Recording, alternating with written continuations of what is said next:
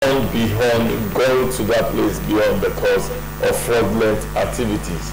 And a lot of people have carelessly lose their valuables just as a result of fraudulent activities. All these are the things we need to stay check on when we say stay safe from fraud. Because if you don't stay safe from fraud, it could actually ruin you completely all over your life. So what are the factors that we're actually looking at, and these ways which people can be defrauded?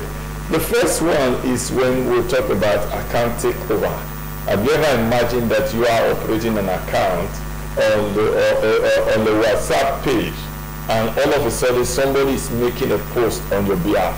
So also people do such an activity in your bank account. It means they take over your bank account from you.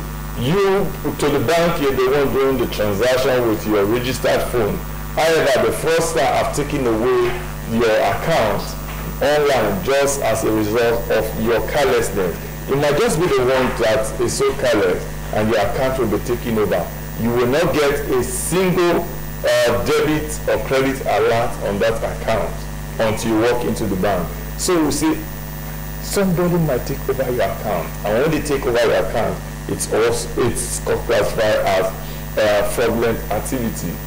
Your account can be recreated. Just the way your Facebook account, somebody can go and create a Facebook account with your own name, your recent pics. Maybe you attend an event on Friday and somebody comes, you post it on the Facebook. Somebody goes to your page and carry it into the new account that you have recreated. So also your bank account can be recreated by somebody. It means that if you do business online, and you have it on your page, somebody could just go there and recreate an account, your business account, and put a new account number. So whoever wants to do business with you, who has seen your original account, your original business, who have been doing business with you, now decide to go back to that recreated account, the person could also fall victim. This goes for both the business person and those who want to do business. And at the course of this discussion, we're going to look how you can check somebody who have recreated an account. We call a false attack. We say there's a false attack on account. These are some programs that fraudster could design. A false attack means that they design a program. That program monitors the inflow and outflow of funds in your account. Maybe carelessly you've given them some information about your account. When they create that false attack, it means that whenever a lump sum of money comes into your account, the system automatically defrauds the account and the money goes off. So when your account is placed under false attack, you stand a chance of suffering a very long time. Another way they could defraud the account is what we call card testing, account sharing, or account duplication. Your account can be duplicated. They can tell you to just do a card test. Maybe you want to do a transaction, you want to buy something online, and they say you will pay on delivery, but we have to test your account. You put all the code. What it does automatically, the fraudster duplicates that information and recreate your account. So when all these things are some of the tricks that they can use to defraud you, how do you stay safe away from fraud? This simple step is one, control your urge for quick wealth. A lot of people fall into the hands of fraudster because they don't control their urge for quick wealth. They just hear another thing like MMM is here, let's invest. They just go, the man tells you, you don't need to bring your money, just all you need to do is give us the information of your ATM card and all that. So because they gave it to you, obviously they've noticed that you are a relative to a very big man, or you have a very big business. You give them that information and a twinkle of an eye, they defraud your account. Sometimes they know that you are a son of a very rich man that have over 6-7 estates. They come in and drain you into selling over 5 of those estates at zero account to them. It means because you cannot control your urge for money, for quick wealth is the reason you are defrauded. Don't forget, you can be poor today and be very rich tomorrow. So a fraudster can program a fraud attack for your system, in your financial system, and because today you earn 20,000, and obviously by next week next year you get a political appointment and there's large traffic of funds, because you have made a mistake in 2021, in 2023 the first time starts defrauding your account without you knowing. So we say watch your urge for a quick wealth. The next is practice safe internet usage. A lot of people, you just have phones and you don't know what the phone is carrying. You just bought a new the latest techno phone. There's a lot of facilities that are inside that phone that control themselves without you knowing. Do you know what app you've given access to access your phone? Do you see everything on the internet and you open? Do you notice there are some ads that you can just tap and that ads direct them into your privacy and override your privacy? So whenever you're using the internet, always ensure that you maintain a safe internet use. Make sure that you lock your phone, because your child could just go on the internet on your phone and maybe click something that give an access to a fraudster, and that is the end. They could just send a visual that looks like a kid's movie to them, and when they click and give permission, you grant them permission into your account. So we always say use safe internet system. Always ensure that when you get spam message on your email, because maybe your bank is sending you alerts to your email as well, delete those spam messages. You don't need them on your email account. If somebody introduces himself on the internet, find out, ask a lot of questions.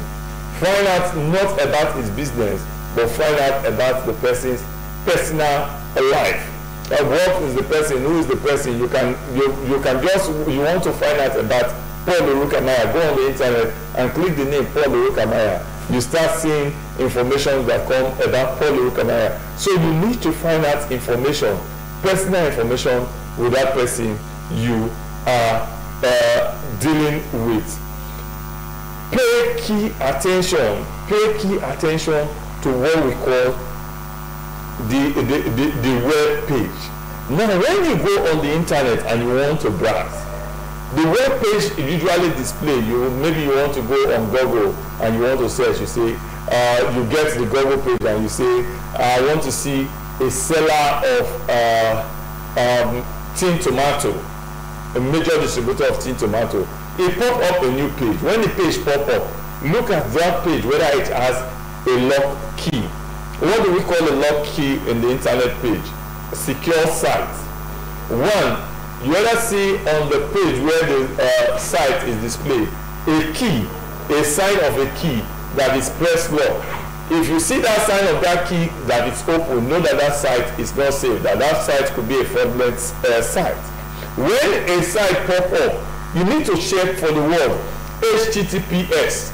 Most sites will come before the web name, before you see the www dot, you will see what we call HTTPS. When you see the HTTPS, it simply means that that site is a secure site. Some site will come with the description HTTP, then you see the www dot.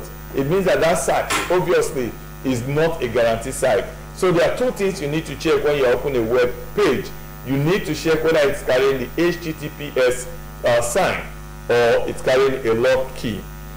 Destroy any private transaction that you have made. Some people will go to the ATM, you finish transaction and you request for a receipt. Immediately they give you the receipt, you dump it in the waste bin there. A fraudster will go there and pick that same receipt and look at the information and rewrite that information and get access into your account, and the next thing you start crying and dying off. Secure your email. Have you heard of what we call the two-step security on anything you do in the internet? If you have any business to do with the internet, ensure that you do a two-step. One is to have a password. Two, ensure that you have a reverse question. It means that when somebody wants to enter your private page, it sends a text message, automatic text message to your phone. If you have such, it means that you are already staying safe from fraud. Ensure that you are careful with your social media security numbers, your ATM number. If for you, anybody to have an access to your ATM, they need a combination of three things. One, the ATM card number, which is a very long digit. Two, they need your password. And three, they need your authorization key. Your authorization key is usually a 3-code number behind your ATM card. You will see a white line. Behind your ATM card, there is a 3-code signature. It's called authorization signature. If you hold your ATM carelessly and the person can have a combination of those two out of the three, the person can also have access to your card. So whenever you visit again an ATM spot, ensure that when you are holding your card, you are holding it firmly. Either you are covering the back or you are covering the front. Because if you hold it carelessly and the person have access to your authorization signature at the back and have access to your last 5 digits in the front, it means that that person is already 80% to your account. Check your credit. Some people, they get credit alert and they don't read it. Check it constantly. If you don't check it, the time you decide to check it, your entire money is gone. So whenever the bank send you a credit alert, always ensure to check it. Finally, get an internet consultant. For you to do any business online, you need an internet consultant, somebody who is very good in the internet. What does this mean? It means that if you're doing a transaction over a site, your internet consultant help you to check the site. Somebody came to me and said, I was defrauded, and I said, why? As an emergency expert, I tried to check and help. And by the time I sent that information to my internet expert, what he found out is that the page in which the person was defrauded was created like 2 months ago, and it expired the next 6 months, 6 months or thereabout. And once that site expired, if the site expired, you have no trace. So once the person shut down that site, that is the end. An example of such sites are very, very common. So once you want to do a business online with your internet consultant, it can be able to check the validity of such person. Staying safe from fraud is not about your money alone. Staying safe from fraud could lead to loss of life. And if you don't want to lose your life, or maybe fall into psychological disability, stroke, and all that, you need to ensure that whenever you suspect a fraudulent activity, you share and discuss with your colleague, discuss with your spouse, discuss with your loved ones, that look, I'm about going into this business. What do you think? 2 or 3 opinions could help protect you from fraud. And when you stay away from fraud, you rest assured that you're going to be alive. I remember your guide, Paul Orukamayan. I love the way he stressed